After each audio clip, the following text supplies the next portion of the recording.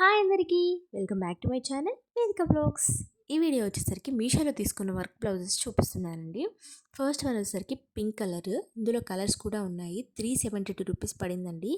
ఆ ప్రైస్కి అయితే అస్సలు వర్తే కాదండి. వర్క్ అయితే అస్సలు బాగాలేదు, ఏదో పాత బ్లౌజ్లా అనిపించిందండి నాకు. అది అస్సలు రికమెండ్ చేయను, తీసుకోవద్దు.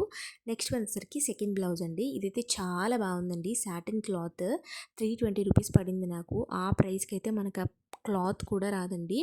మనకి స్టిచ్చింగ్ చేసి ఆ హ్యాండ్స్ కూడా ఎంత బాగున్నాయో, ఫ్రంట్ బ్యాక్ హ్యాండ్స్ వర్క్ అయితే ఎంత నీట్గా వచ్చిందోనండి. అసలు ఆ ప్రైస్కి అయితే మనకి బ్లౌజ్ పీస్ కూడా దొరకదు బయట, అంత బాగుందండి. అసలు వర్క్ చూస్తున్నారు కదా, డీటెయిలింగ్ చాలా బాగుందండి.